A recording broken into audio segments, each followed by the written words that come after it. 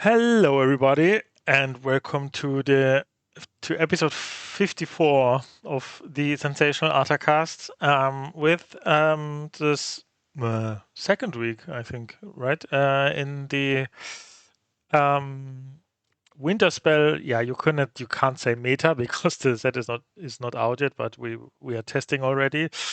And yeah, for me, I think I have a lot of fun, at least more fun than last set, and yeah, the meta is shaking up. There is, yeah, a lot of things going on, I think, and shaking up the meta, and it's hard to predict what will if new archetypes coming out to be really successful. But at least the decks from last set seem to be strong again. But yeah, we maybe talk about it later. LD, how are you feeling with the meta right now? Do you enjoy the game right now? Because I just want to remind you on our task that we are the content creators that are responsible for crying. So if you have it's our task to complain. People want us to complain. Do Mm. you have anything to complain? No, I don't have anything to complain about. I think that we're settling into what feels like quite a good metagame now. Now that like a lot of the initial panic is over about some of the new stuff in Winterspell, it's feeling pretty good. Kind of like you said, we're settling into this position where the decks that were good last set are still good, and a few more things have had some extra tools so that they can compete as well. So to me, it actually feels pretty open. I think that people have successfully found the ways to beat like the tree decks. They found out what needs to exist in the metagame, like notably cards like the 4-drop Angel, the new legendary from Winterspell. The legendaries from that set aren't making a lot of noise at the moment, but Angel probably is one of the more widely played ones. People quite rightly recognizing that in decks like Blue Steel, you can just curve into an Angel on turn 3 and then essentially just discard something, defy the cannons, a tree, and the fact that you're threatening to do it every turn after that is more than enough to retake the board and slow some of these incredibly explosive aggro openings down.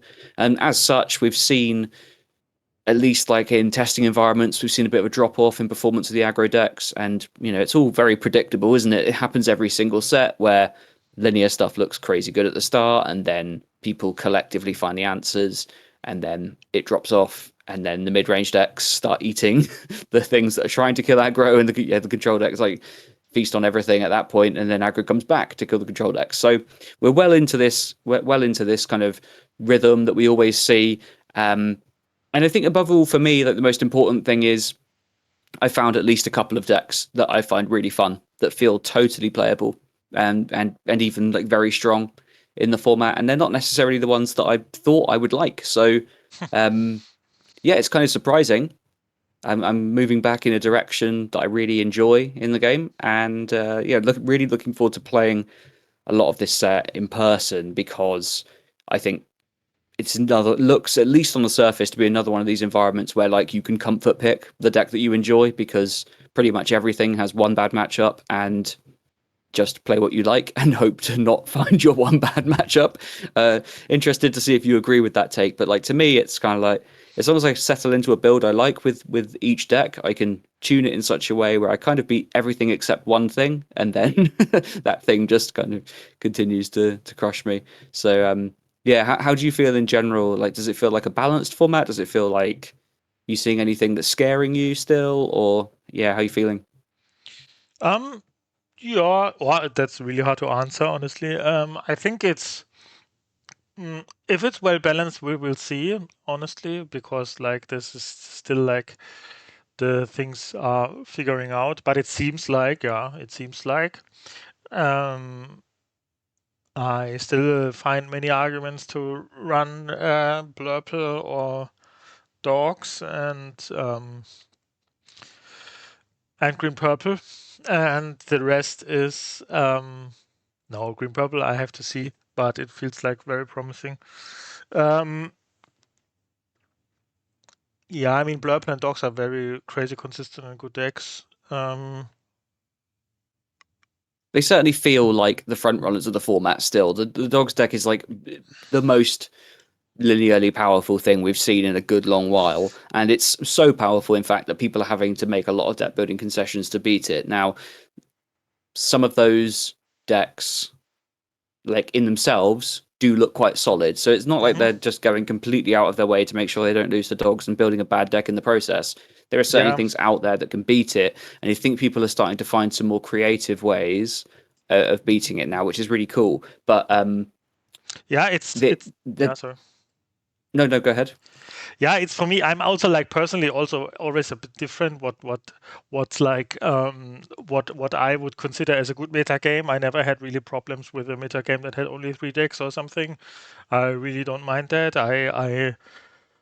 I just have problems with, for instance, like for now, still like Demona is a complete toxic card for me. I would like infinitely have more fun in the game if Demona wouldn't. This is just as an example, but it's because like it still is like really very unfun to me to go for an attrition based war and then Demona like completely flips over all that and you all you to try to make advantage till that is like just completely shuffled up.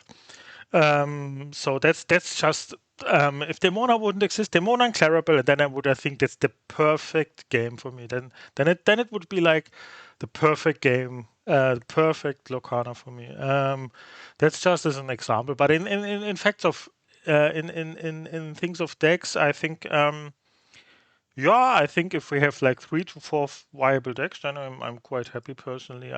Mm, I don't think it's like first of all realistic and necessarily like very important for me that we have like 10 viable decks. Then I have maybe even harder time to prepare for a tournament because like what do I mm. prepare for?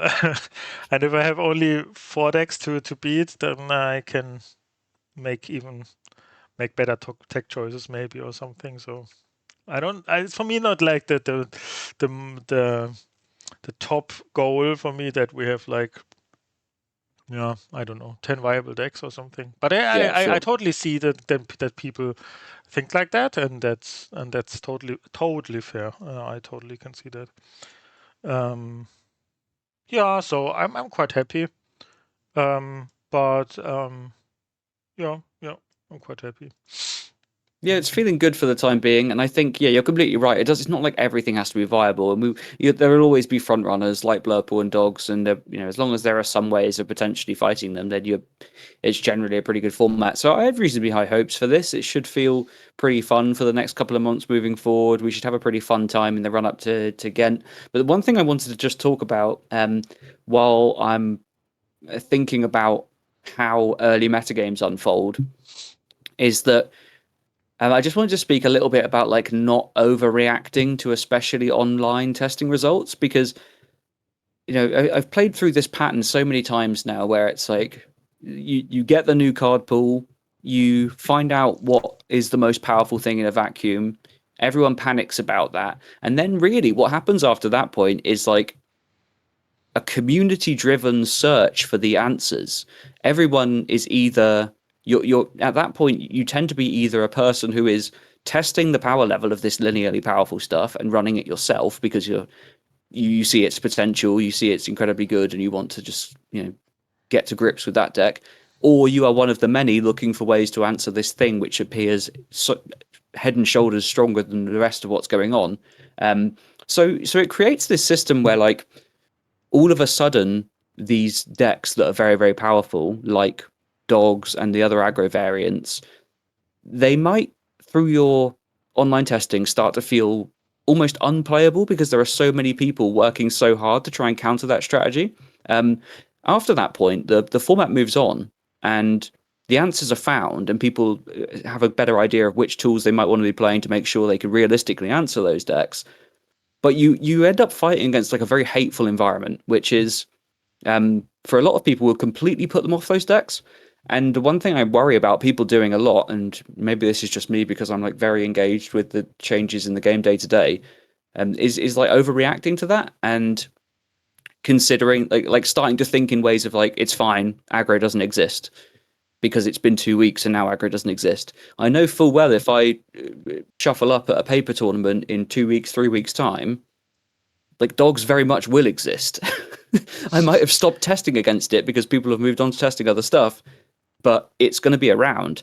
And so I'm trying to keep a mindset of actually there are a ton of things that are very playable and not focusing too much on like the minute day-to-day changes of the unfolding metagame, but thinking like it's not that things are constantly becoming good or bad. It's just that like the list is expanding of things that could potentially be playable.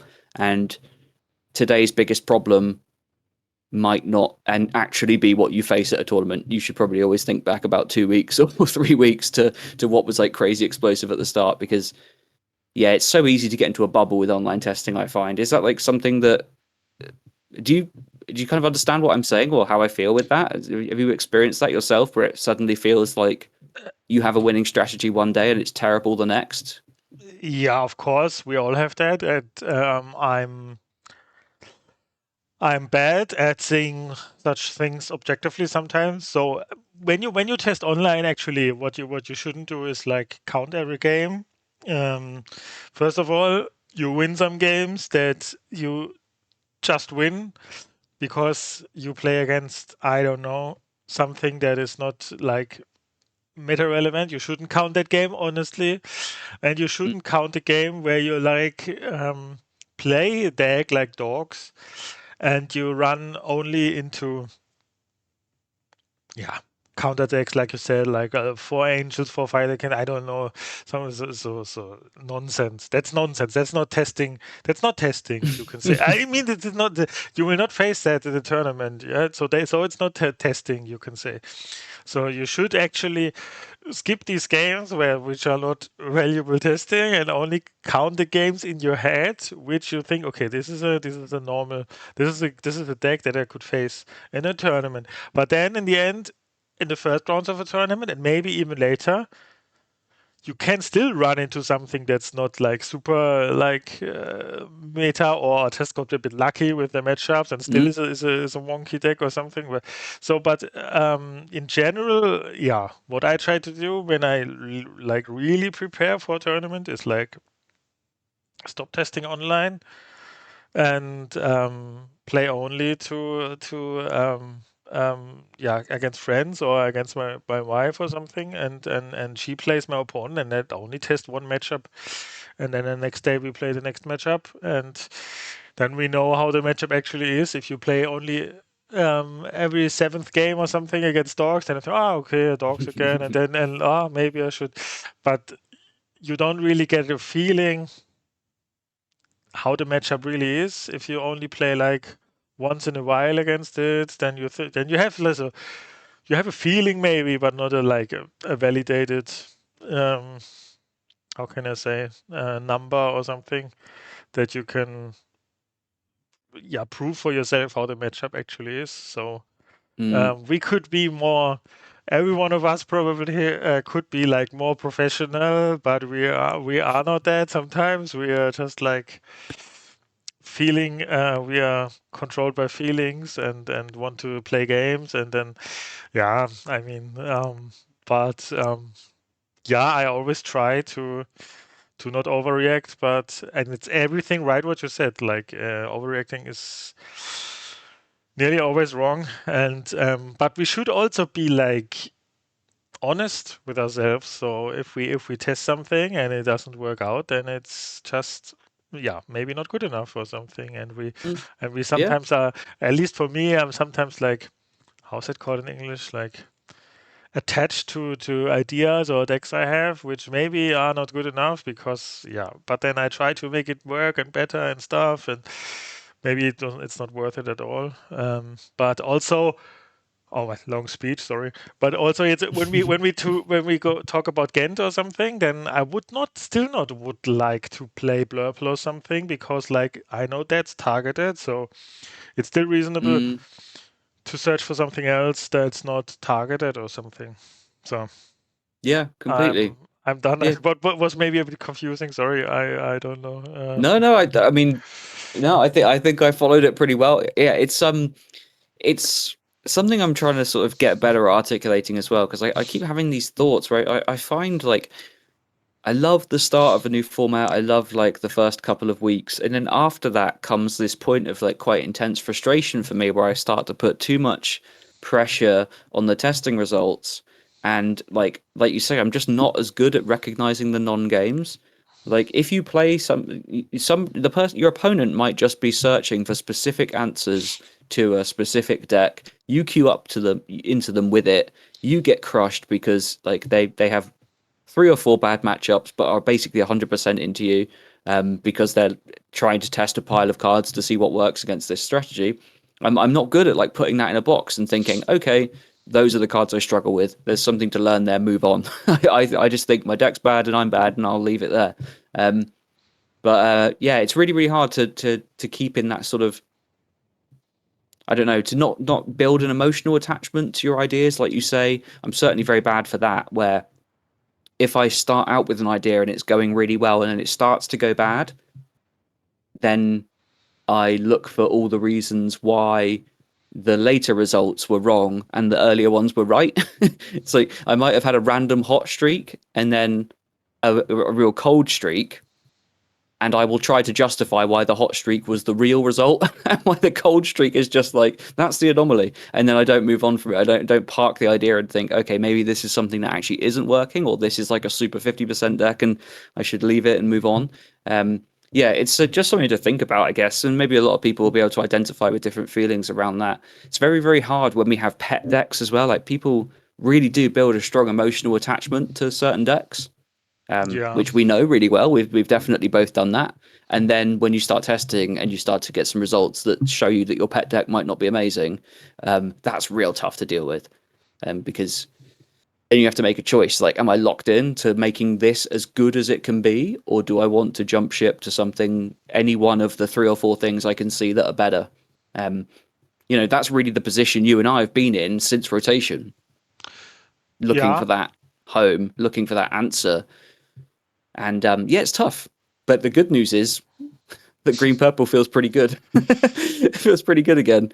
Yeah, also I also like what I maybe said in the first episode when we came back is like that I tried to be a bit of a this year I wanted to make a bit of a like a mind change, or how can I say that? I want to, how can I say, I still want to go to Worlds or something. That's not what I want to say, but I would rather push my decks that I love or like to the limits and see how I can go Hmm. instead of doing everything to just get there. That's not my personal goal. Yeah. I also don't go to every DLC or something. That's too much. This traveling or something is also too much for me. And yeah, I rather push my beloved archetypes to the limit and see how it goes then. And also it puts less pressure on you if you make that, and it puts also less disappointment. It's less disappointment afterwards. If you Mm. Because if you really do everything, last year was really a struggle for me, like because I did really everything I thought I could do. And so, and if you look at Ghent, for instance, like it's like I think 11-1, if I remember that correctly. 11-1 is bubble, I think. So good luck, everyone, Yeah. to make yeah to go in a position where you think, oh yes, if everything goes right, if nothing goes completely wrong, I will make top cut. Nobody can say that. I think No. everybody has to be really really lucky, I think. But then, on the other hand, there are people like JKP or something that's probably will make top cut again. And but then I just surrender, Then there are Yeah. certainly players better than me, and that's fine. And or like not necessarily players, but maybe better readers or Mm. theory crafters or something. I'm good. I'm exactly the exact opposite than you. I That's so interesting for me because you say the start of set is always the best part for you, and for me it's interesting, of course, because like there are new archetypes, but for me also it's like I rather have like a complete solved format, and then I can pick one deck and make it the best possible way I can build it, and then go to the tournament. It's something I enjoy actually. And I think, okay, if I face a mirror match, I have that tech for mirror match, and I have that for that, and something. So I enjoy that actually, and I feel maybe too less confident to bring something super when going to a new format, completely like being ahead of everyone. I sometimes lack that confidence to be that to be like ahead of everyone. I have to admit, sometimes um, yeah, there's so many people. I always think, and yeah, but yeah, it's interesting for sure. Also, this everyone is so different in this game. It's actually crazy. Um, yeah. Yeah, because I mean, when we get into one of those situations where like the format feels mostly solved, and you're looking at just optimizing decks and really making sure you can execute all the lines with whatever you have determined to be the best deck really well, that's when I get it's almost like I know too much, which sounds like really arrogant, but I don't mean No, that I from get like a that. I totally get that. Yeah. it's like I have seen how every deck can win and lose every game, and for a lot of people, like if you have a really good mindset and a really good approach to the game,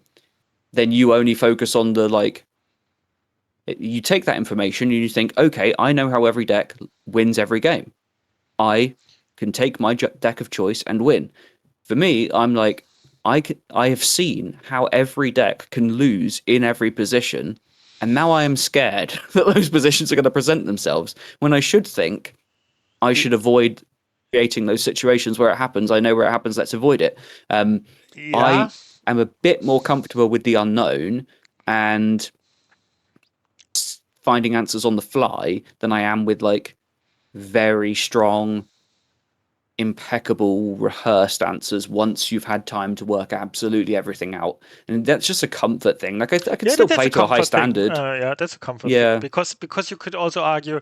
I mean, that's not what you wanted to say, but you could also argue like that even like when everything is solved and everything is can lose at every point, that also still one micro decision can decide a game, or one wrong ink decision, or one Yeah. wrong I don't know, one misplay or something, one wrong quest decision. So there's for sure ceiling still there, but it's not but it's just something you don't enjoy, and that's totally, or not enjoy that much, and that's totally reasonable. I think that Mm. there's no right or wrong in something. I'm always like, because we know each other so long now. I'm always like very impressed how confident you actually are, because I'm way less confident in the start of the set. In the start of the set, you're really confident when you really, and for a reason, you are that good. You When you build decks in a new format, you are like, you're so you have such an analytic and confident way to beat the meta, or the actual first days of the meta.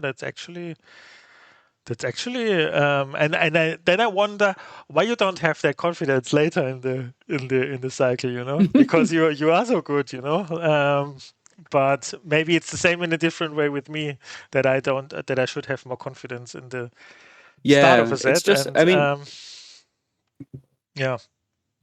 I think it makes us quite a good team. Like between the two of us, we have all bases covered, but like we definitely have discomfort in different areas. Yeah. But yeah. Yeah, with that in mind, do you wanna get into some decks and kind of talk Yes, about what we've been yes. playing? People get already annoyed W- by our Yeah, people talk. have this is too much This is too much abstract emotional psychological talk now. talk. Just yeah. Um, We're gonna yeah, we start have crying if we actually. don't look at a deck. We know you guys. You always want to see deck lists, and we have them for you.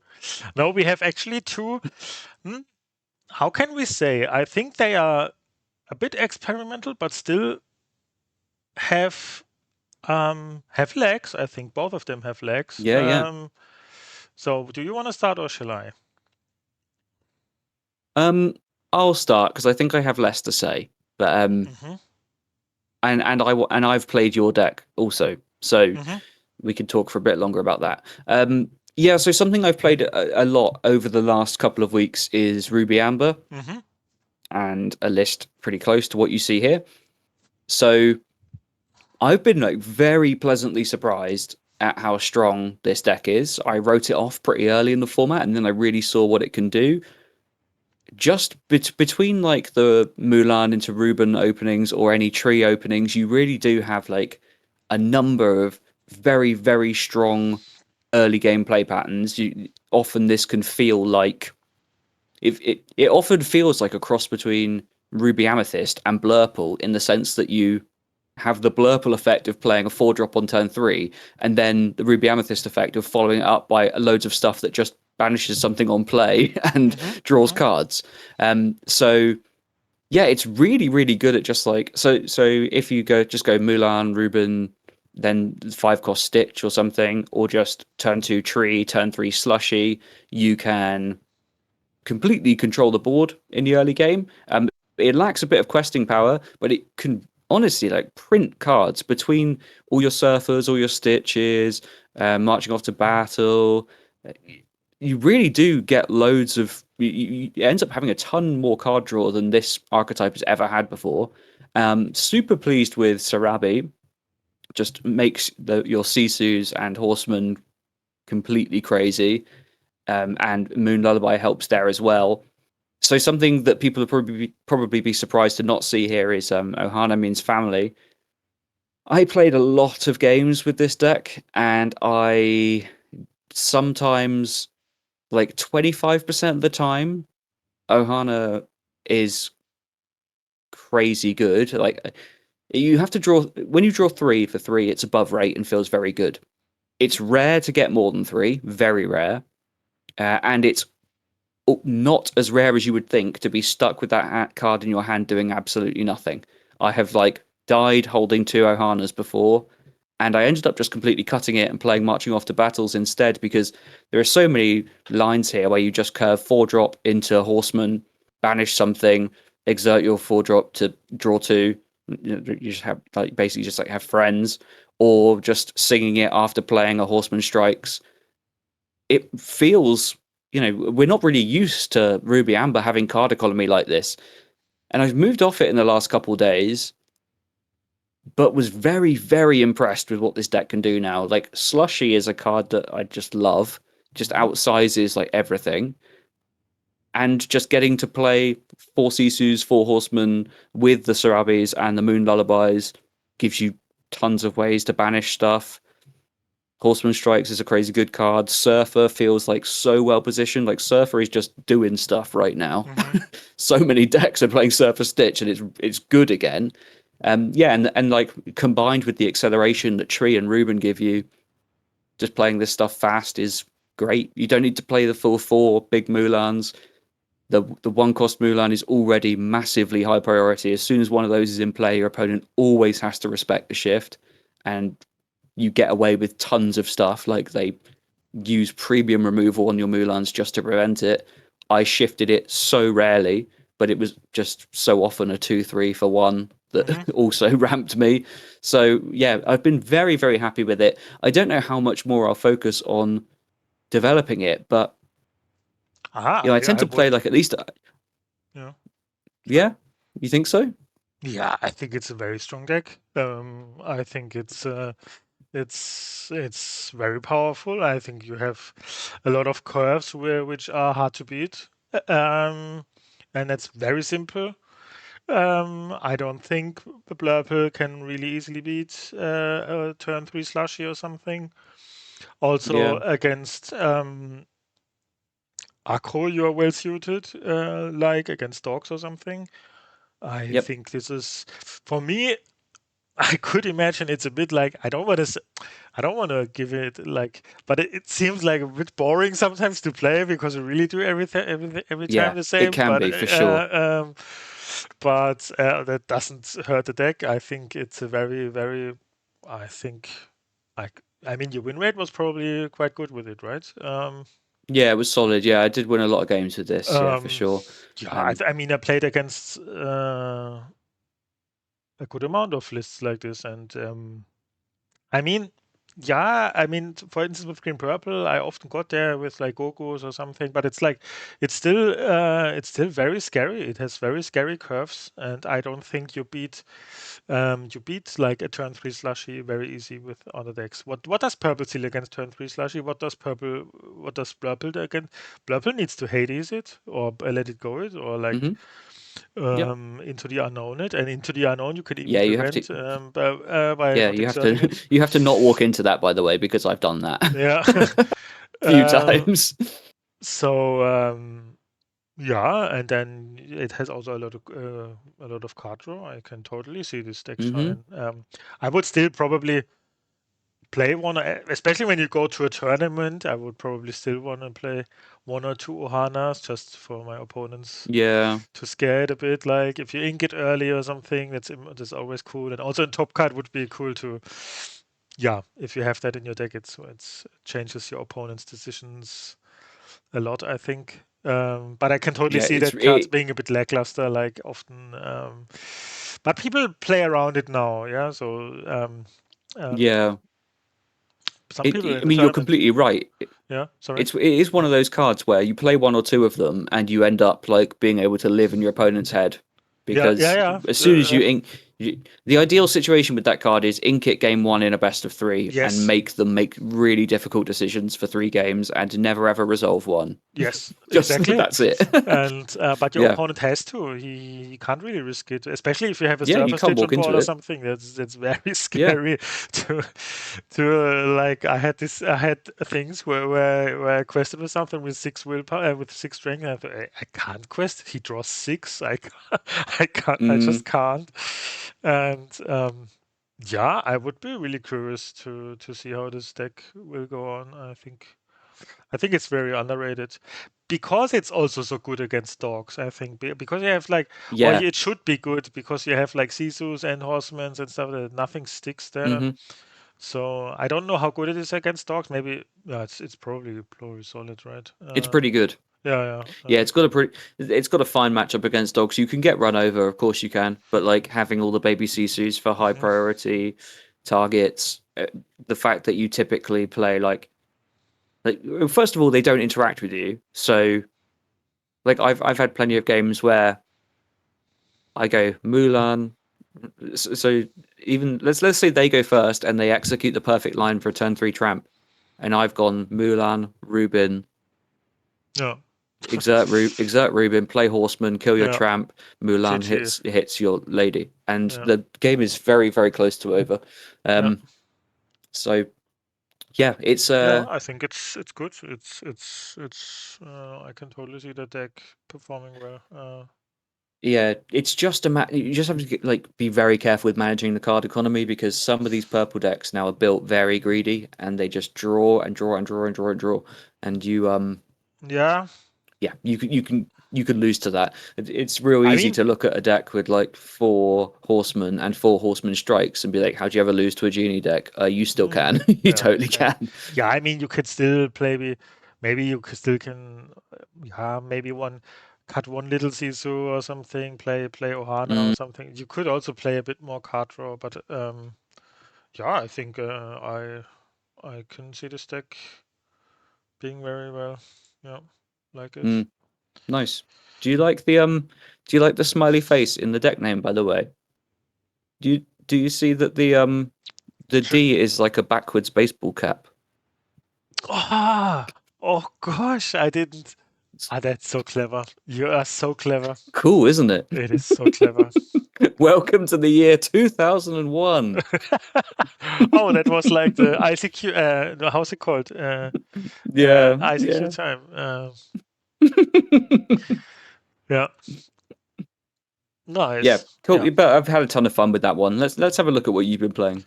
I've been playing because I got crushed on ladder. No matter if you're watching, somebody crushed me when I was green purple with a detectives build, blue steel detectives, and he crushed me so completely 2-0, which nobody did before. I completely crushed. Then I thought there must be something, and Yeah, I changed it a lot. What you see here is now my actual version, my version which I play right now. And maybe if you see the list, you may think it's like a bit like wonky and a lot of what are these cards, everything. But I would say it has all like its spots. First of all, what I found out is that this Focus Judy is absolutely a crazy card. This card is like it reminds me so much on Rabbit, on like the purple Rabbit. You print cards with that. It's actually crazy. And what you do with this deck is you set up a lot of shift lines. You have this new 2-cost Judy Hops. You have 1-cost Nick Wild.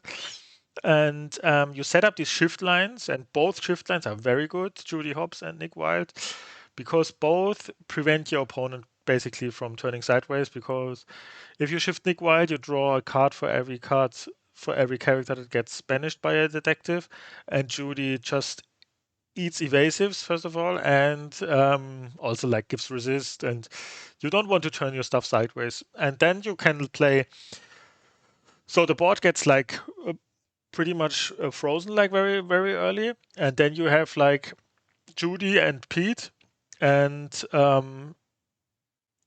to just print cards actually, and also you have like strength and let it goes to blow up their board then, and then turn sideways when everything is gone. And yeah, it's very very hard to pilot in my opinion. I will work on this very much outside of green purple, because it's a very toolboxy deck. Yeah, you have a lot of Mm, like different cards for different situations, but it's also like when you see here we have Sail in here, but not Tipo. Tipo was too bad, but we have Detective Mickey. So you can turn two, you can do multiple things. You can, if you play against aggro, you rather play, I don't know, a 2-cost character like the Judy or something. If you play against something smaller, you can Sail. But against some faster decks, you want to get characters on board and then turn three Mickey Mouse Detective or something to go then turn five on your 5 drops. But you can like really adjust it in every game. It's really it's for me it's really hard to pilot, and I still struggle to find always the perfect lines. But yeah, I was just impressed how much card draw this deck has, mm, and sometimes your opponent just watching you drawing a, a billion cards where he can't turn his stuff yep. sideways, and yeah, and I don't know if this is probably not a final version or something. It's just like, but I think there is something in these detectives that is like underexplored, and also you have also the 3-cost Judy, which is a very good item answer. Also, like Yeah. you have a lot of stuff, um, and yeah, in the first version I had also the Dark Queen Duck in it, but that was a bit, I don't know. The big Dark Queen Duck is not doing much. Sometimes it's good. The big Dark Queen Duck can it is 6/8, which is a crazy stat line, and can challenge ready villains, which is Yeah. Hades, for instance. Hades, he very cleanly runs over Hades and such stuff, but that's nearly his only use case. And this, yeah, I found other cards more useful. There's also another card because the slots are sometimes the boards are frozen and you really want to challenge something sometimes and you can't because their opponent not turning sideways. There's a 3-cost song which says your heroes get +2 resist or something, and one of your heroes can attack ready characters this turn or something. That's also something you could consider. Mm, But yeah, I'm happy with the list right now. Um, nice. I don't know. You played it also a bit, yeah? You Yeah, said. yeah. Yeah, I played quite a lot of this. And when you first told me that you were playing this, I was like, this is it. We found it. We found my limit. Like, I will follow you into any battle except this one. I looked at this and was like, This is the most garbage I've ever seen. Like, there's so many things I don't like about it. And then I chose to trust the process and trust you, and you say it's good, so I'll try it. And it is good. I was very, very surprised at how much I enjoyed playing this. It doesn't play like traditional blue steel at all. It feels much more like a purple deck in terms of the amount that it's, you know.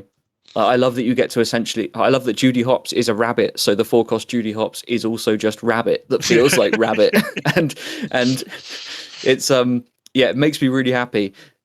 The thing that I was really drawn to was like the toolboxy nature of it, like you say, and the fact that within your detectives you have tons of things that you want in different situations, and that Judy isn't just a great draw engine, but she's great at finding the pieces you need. So if you're against like a standard purple Genie Elsa deck and you need a way of cleaning up evasives because they're questing, you can take a big Judy.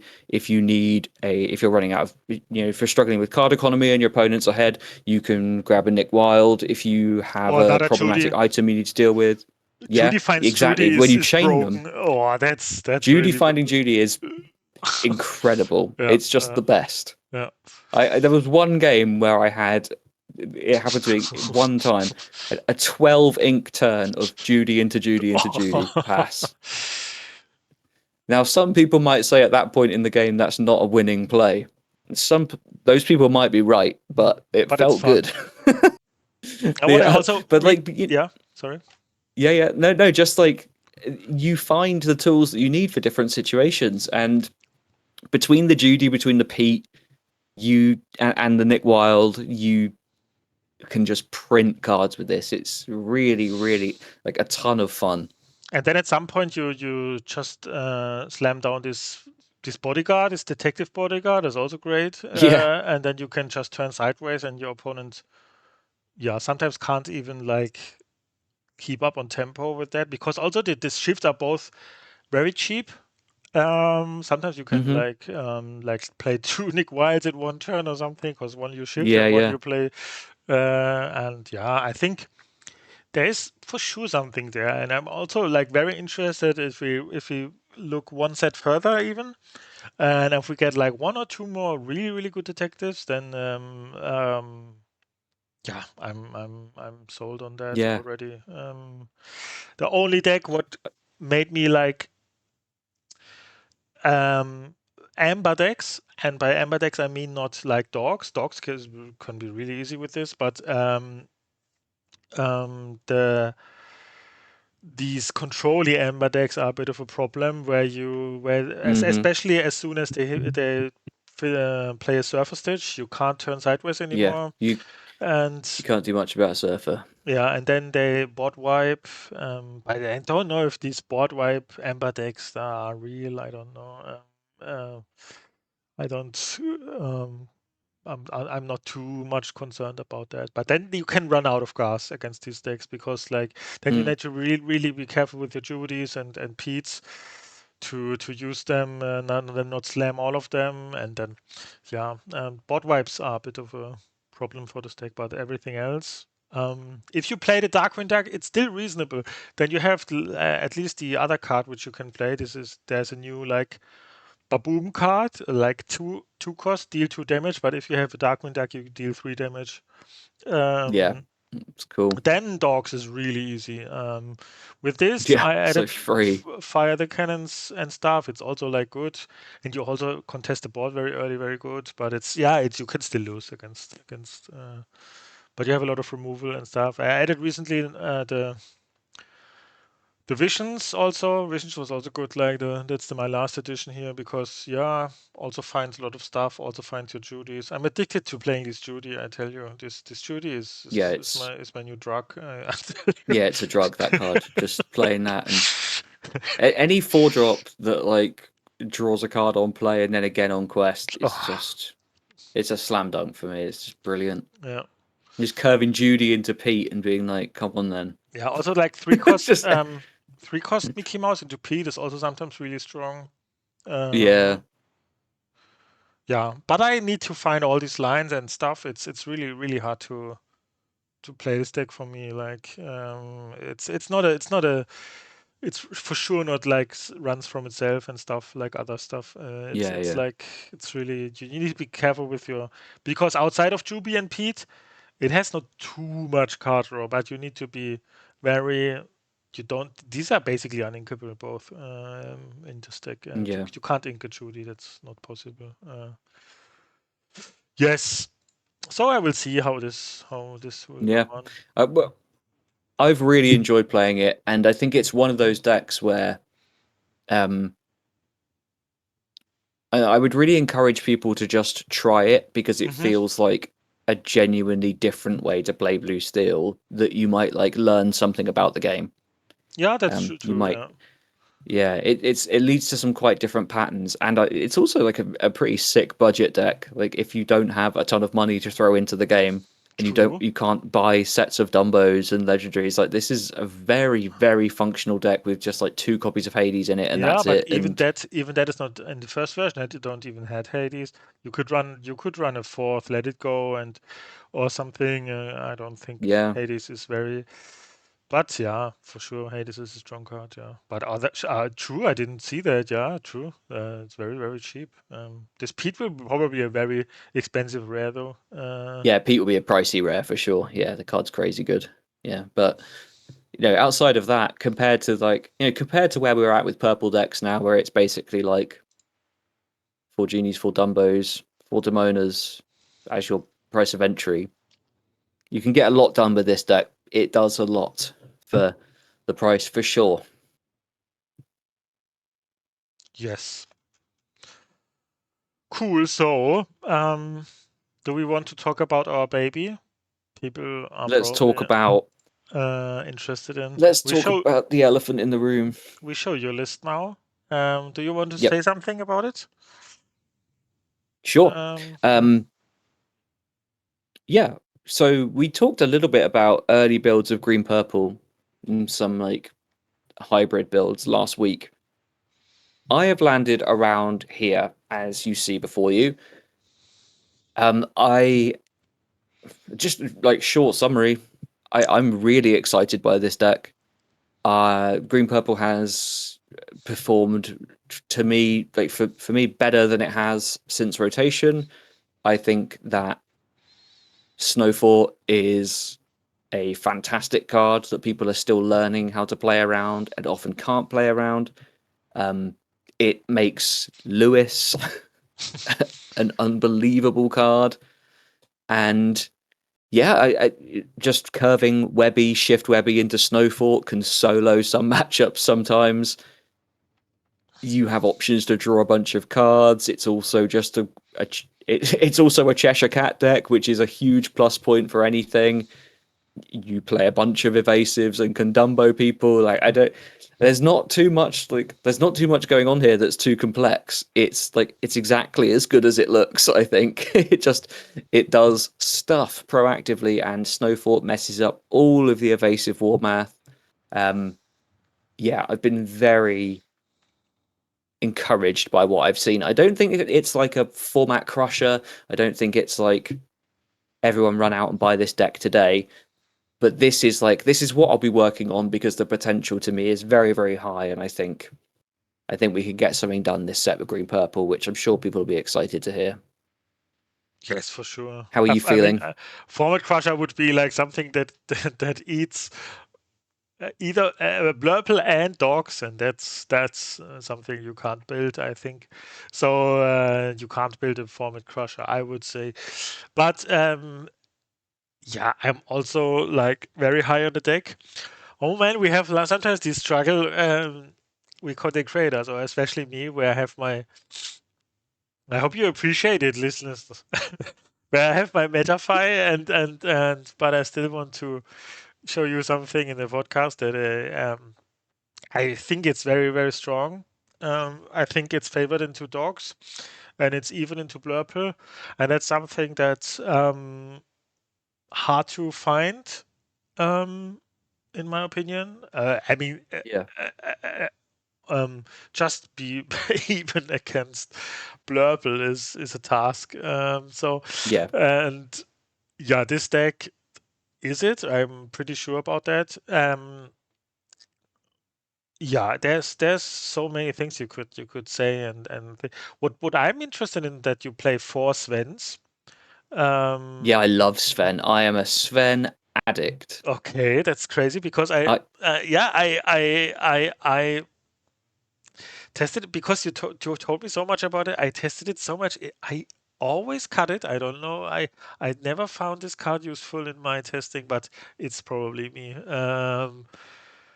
I But yeah. am a huge Sven fan. I love like there are so many matchups where like I want a 4 drop that does something right away, Hmm. you know? And Sven does that for me. Like it's great. You can play one proactively just to have like this strong evasive challenger in play. You can, if you get behind against things like Blurple, you can immediately catch up and find some good ways of retaking a bit of control of the board against a genie or something. I mean, obviously it gets cleaned up by an Elsa after, but can pump the brakes to stop that linear runaway with the game. Massive fan of Sven. I really, really like it. I mean, it's just I have to more test that evasives for more. Dumbo, isn't it? I have to test. Yeah, I think it's what I also found very good in my testing was the two cost mini mouse. That is also a great card in my opinion, like the two Yep. cost 3/3.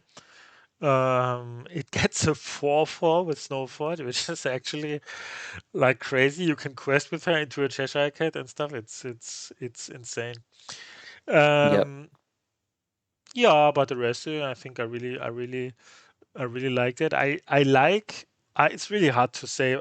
But what I can say is desperately, I have to admit and say, if you play something else than for Demonas, you're doing something wrong. Yeah, I hate the card I hate every bit of this card. I cannot, I really want to say that again. I hate this card to the moon, and I want this card to vanish from this planet, yeah?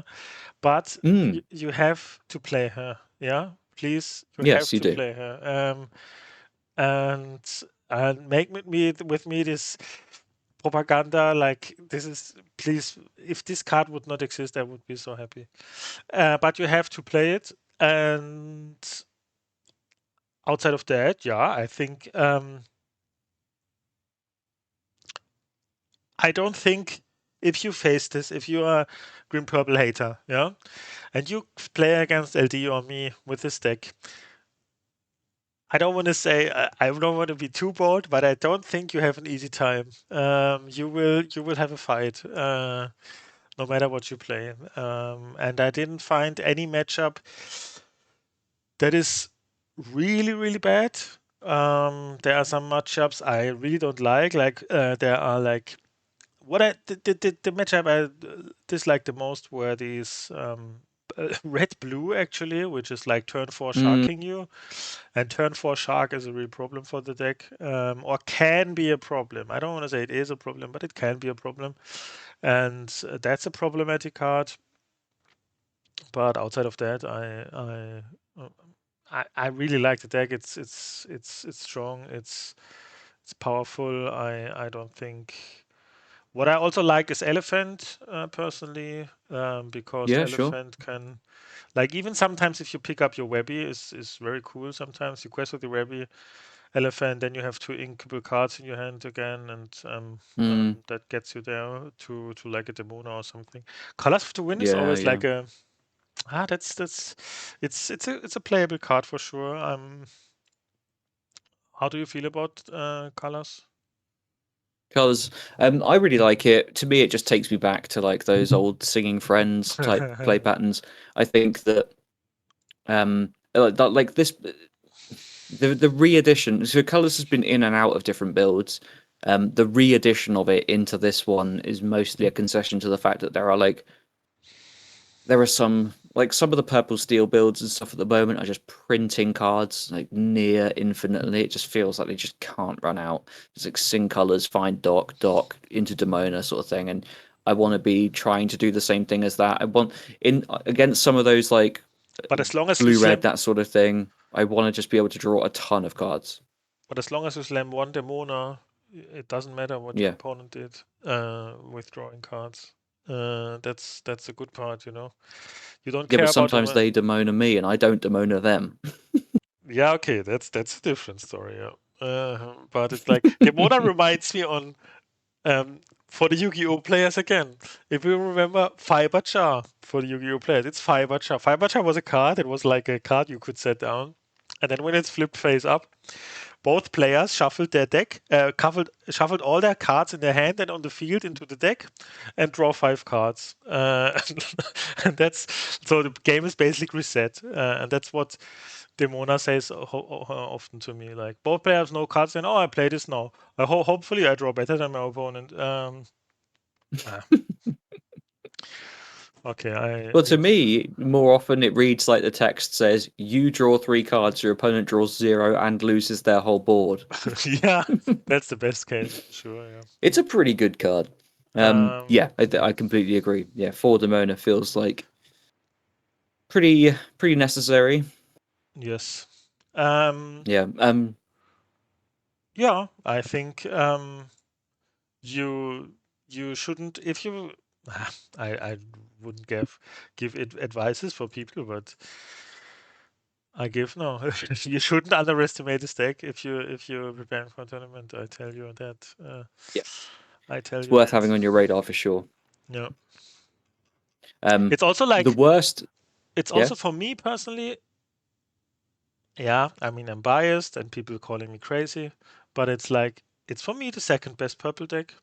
I don't think purple steel is way better into dogs, and it also, of course, isn't better into blurple. Um, um, it has some removal, but we have 4 Lewis, so it's like against dogs, it's debatable. Um, but Snowford is so crazy good against dogs also because you like at some point you can sometimes they want to how it often is against dogs they don't turn their stuff sideways.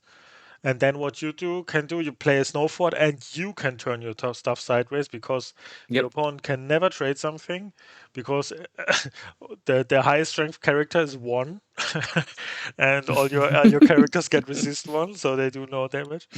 And that changes a lot in these racing situations. And also Lewis, you have to be careful about Lewis when you play it. So I often try to wait against dogs to wait till they deplete their hand so much that they don't have a 2-cost tramp, because 2-cost tramp is the only card that really Yep. um, helps them then. And if they don't have a 2-cost tramp to buff their character, that's so bad. It's nearly a losing situation then.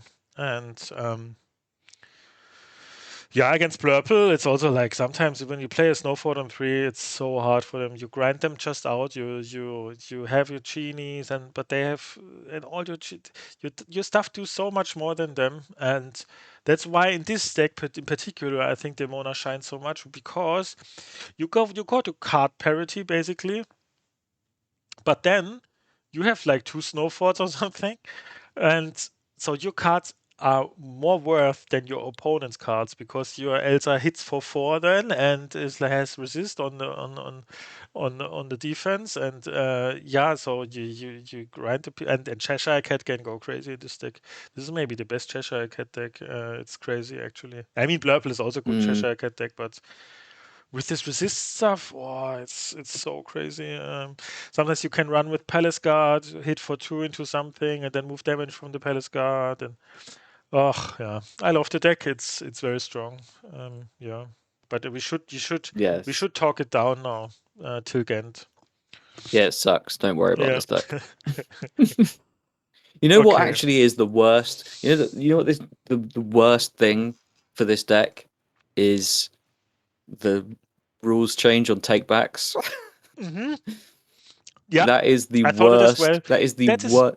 That's the we would. worst thing because everyone runs into Yeah. Snowfall badly, takes a bad trade, and then wants to. Oh, can I take that back?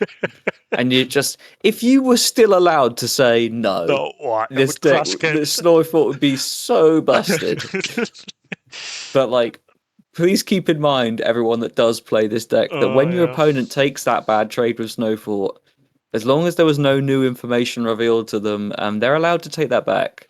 Yeah, that's sad. That is for sure a big downside for the deck. It is a So genuine, massive nerf to this deck. Like it's like I'm saying it like a joke, but it is actually a huge yeah, negative factor for why you might like. If that wasn't the case, this would be so insane but at because people least do that all the time.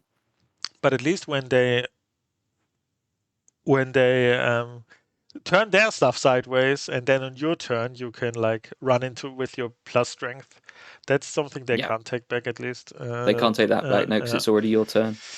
But yeah, it's sad that yeah, very sad. Yes. Yep, been very Um, happy with that. Looking forward to working on it more over the coming weeks. Certainly, that's one of the areas that I'll be focused on, and I know you will be too. You're already working very hard and sharing a lot with your Metafy subscribers. yes. Is there anything else um, worth talking about? New decks coming I mean, up? Or... one thing we haven't talked about is the rules changes. I don't know if you have any Oh thoughts yeah. on that Um, because that's a pretty big topic. But then mhm. it's like it's one of those things that I just think I'm not sure how much good like opinion based discussion on it has. I mean, my thoughts extend basically as far as I'm annoyed that Steel Lilo will be harder to kill. That's the beginning and end of my thoughts on the changes. Do you have any more like nuanced thoughts on any of those rule What changes? what Does what? anything feel bad to you, or do you think anything's bad? Um, no, I think it's completely reasonable. I mean the mill change was, yeah. What was the rest? What was the change everything? The mill thing. Then Yep, the the mill then thing, the that with clarification on take damage. taking Yeah. versus That's yeah. yeah Yeah. moving damage. Yeah, I don't really understand that actually. Did they explain that? Where they did that? I don't know. I think people are like wanting more clarification or wanting more explanation Yeah, as but of that is a now, clear but rule change, right? That wasn't in the past like that. There was yeah, like yeah, yeah, the card did make damage on the Forecast Hercules, for instance, because the Forecast yeah. Hercules doesn't take damage anymore Oh, from the. it still doesn't count for Hercules. Hercules is fine. You can still move damage onto Hercules. Really? Yeah, it's. I've not read as much as I should. I've just I read mean, like the neither. Me cliff notes neither. and the explainer, which is just like before I play again, I'll have to read this comprehensively. But like for now, as far as I am led to believe, it is just a matter of like all you practically need to know is that you can't move 2 damage from Cheshire Cat onto the new Steel Lilo and have it die right away unless you damaged it first. That Yeah, but no, no, now no. But the consumes the Hercules, shield instead of. the Hercules is also saying take damage. Oh no, he's can't be dealt damage. Sorry. I don't. I actually thought it's take damage. Sorry. It's take versus dealt, right? Yeah, it's take versus dealt. So all cards that say take damage, Mm-hmm. whatever. I don't know why. There's some cards say take damage and some dealt damage, but that's a different story. Um, Yep. they won't take damage from malicious mean scary anymore, but Yep. or from Cheshire Cat moving or stuff. And yeah, all that are dealt damage, they they just there's nothing changed there. And also the mill thing, I understand that actually, because they don't want this stupid, how can I say, this stupid situation where you, in the past it was like if both players milled at the same time from a whole new world, the the turn player milled first, right? So the player who played Mm, the whole new world lost, actually. yeah. And that was a bit random. I think that's the reason. I don't know actually. That was a bit random to say, okay, just the turn player. We have to make a decision, so we say the turn player dies first. So, and now you have you have the full turn when you drew your last card. You have the full turn to, yeah, to win the game still. And Yep. Yeah, I think that's a reasonable change. Yeah, that feels fine to me. Yeah. But then I don't, that's like, for constructor it won't matter, and I mean, I don't think we lost a lot of games up post rotation for milling. I think that's only was when only Vertex are still around. I think so that won't change anything. Was there any other rule change? not that I can think of, but there might be. Again, I need to read it in more detail. Yeah, maybe we come with that next time. We are better prepared. Next time Um, we've actually read the rules of the game we play. yeah, it's actually not that long anymore to Ghent. In 2 weeks, it's your No, tournament it's where not you're long. hosting, right? And Yeah, we've got the CCQ in Leicester in 2 weeks' time, less than mhm, 2 weeks now as of time of recording. mhm, And then 2 weeks after that, we have Ghent. 2 weeks? Yeah, it's 2 weeks after that. mhm. Yeah, so it's actually It's goes soon. fast. It's Yeah, coming goes up. fast. Yeah. Um, yeah. So, but from other decks, I think. What do we say about green blue? It's nearly not existing. But I just, I'm afraid I've had so few it's just chances to hiding. play into it. Yeah, exactly. That's the sort of thing you need to be scared of. Yeah. That's kind of what I was trying to get at the start of the episode is you have these like you always have a current problem and a solution to the current problem, and then you have these things lying dormant that you act like they're just gone. They're not gone. They're not gone. You're gonna get green blued again. It's gonna happen. But yeah, I don't know. Like I have to actually manufacture practice into that deck because I'm not finding it naturally. Yeah. Um, yeah, I think it's like hiding, and it's also like hiding for a reason because it's only bad matchup was like is like the boomer of the first few weeks. So Yep. a bit reasonable to not play too much green blue. Yeah, Yeah.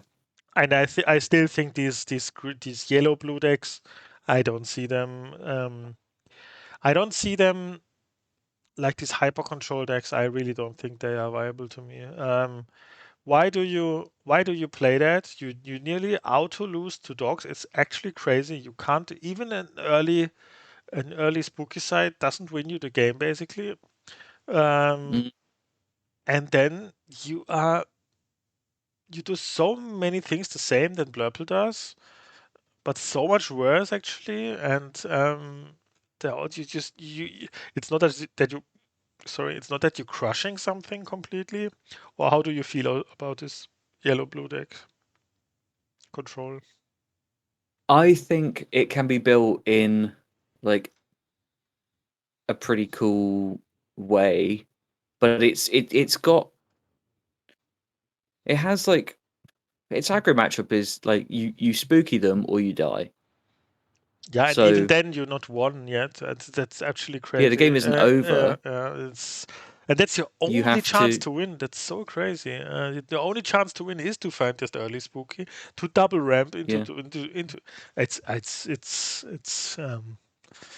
yeah, But and people have made these decisions many times in the past where they've like you were saying like if you want to qualify for continentals through the DLC again, it's essentially an 11-1 bubble.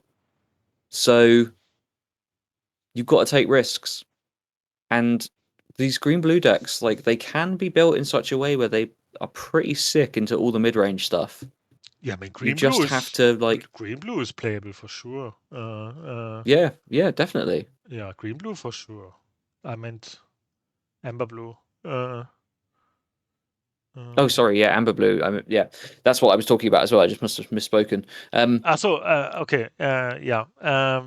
Yeah, like it's just Yeah, okay, that's true. Yeah, against you yeah, against some mid-range decks, it can be very good. That's true. Yeah. you can't like you can't account for the fact that people will play decks that have some bad matchups and will accept that and just hope to dodge them. Like some people will go into a tournament with a plan. I just want to dodge this one deck. I hope I run hot and I find the right things. And I honestly think that's a valid strategy. You can play blue yellow and just hope to either go first against the aggro stuff and always have a protected spooky in your hand for turn 4, Yeah, but or then dodge them all together. yeah, but then what do you crush? I don't see like it's not crushing something. It's like nah, maybe I'm too low on it. Um, I would take that as a purple player every time. I think that deck as an opponent. Yeah, but we'll see. We'll see. Red purple is also something you really don't see, but it's also like struggling. I think it's Yeah. okay against dogs, but that's it. Yeah. Yeah. Another one of those things that's just kind of like sleeping at the moment. I think you could end up with like a very narrow view of what the format is right now, Mm-hmm. based on just what is like basically the explosive aggro decks and the things that answer them neatly plus Blurple. You could conclude that is the format. It's really not. There is so much more going on. There are so many decks that are lying dormant. I think we'll see some surprises over the next few weeks. And yeah, just remember that. I guess the tip to keep in mind is just remember that the things that were good last set haven't randomly become bad. That's Like true. Yeah. that hasn't happened. So Yeah. don't assume they have. Yes. All right. I think that's it for this week, right? Or do you have anything? Yeah, that's all for me. Yep. Yes. Next week with more decks, more insights. And yeah, that's the episode for today. Till next week, and bye bye. Bye bye.